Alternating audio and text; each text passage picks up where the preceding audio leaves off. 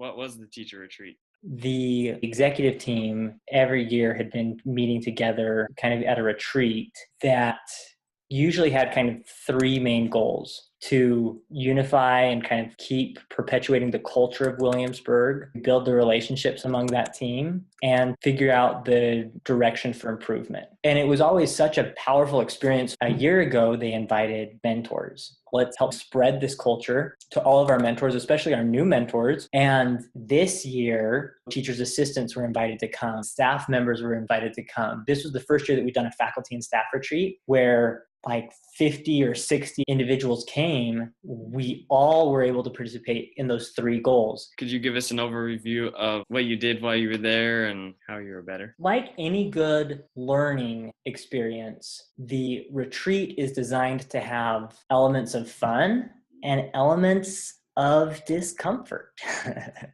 Because as you know, being a high school student, great education has both of those. Those can be a lot of fun. Elevation's a lot of fun. At the same time, there's those moments when you're kind of pushed out of your comfort zone. So every year they do a couple of events that push mentors out of their comfort zones. If we're not willing to push ourselves and challenge ourselves and be leaders, how can we ask students to do the same? So for example, part of the training was we had to come up with a project and then execute it the next day. And we had these lists of 8 things that go into making a great project. We didn't have a lot of time. We were put on the spot. And then the next day, a bunch of new people showed up and we had to have an awesome project for them. And if not, then we looked kind of embarrassed. So that was a little uncomfortable. But at the end, it was a really valuable learning experience. And then another one was James Ure stood up and he said, we're going to do a simulation. And a simulation, as you probably know, is pretending as if something's real. It's role playing. And it puts you in a different mental state where you are a little uncomfortable and you sometimes have to make decisions. So we had this big debate. We were pretended to be a little city in Arizona. There was a bill or a city ordinance that was going to be passed. And there was this huge debate on whether or not we as the city should pass the bill. And I actually was the mayor. He had just appointed me. He's like, Lucas, you're the mayor.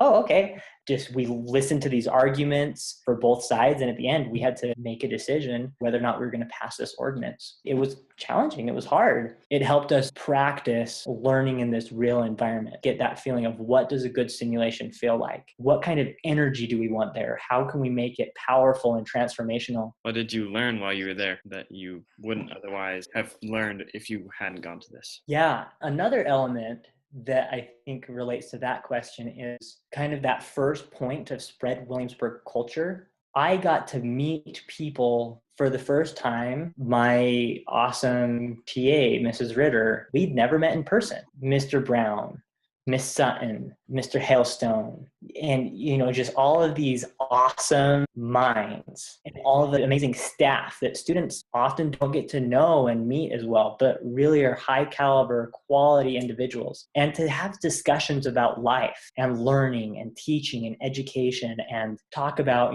this is a challenge that I've had in my class. Oh yeah, I've had that challenge too. Here's something that I've done. It was cool just to hear quality of conversation that was going on and the relationships that were being built, which I think is so key to the culture of Williamsburg.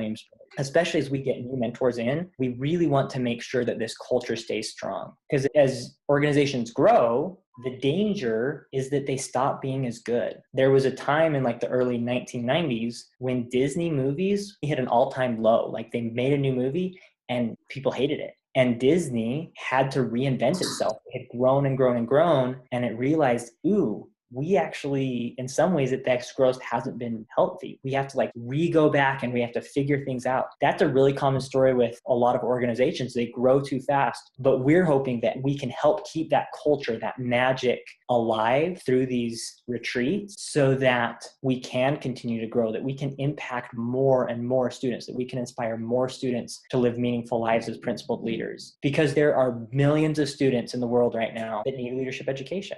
And we're making a dent. The 1,200 we have now, that's fantastic. But there's so much more. We want to grow because there's a need for leadership education. But we have to grow well, or else it won't be successful. So that Williamsburg can just continue to grow and get better and better and stronger as it grows for future generations.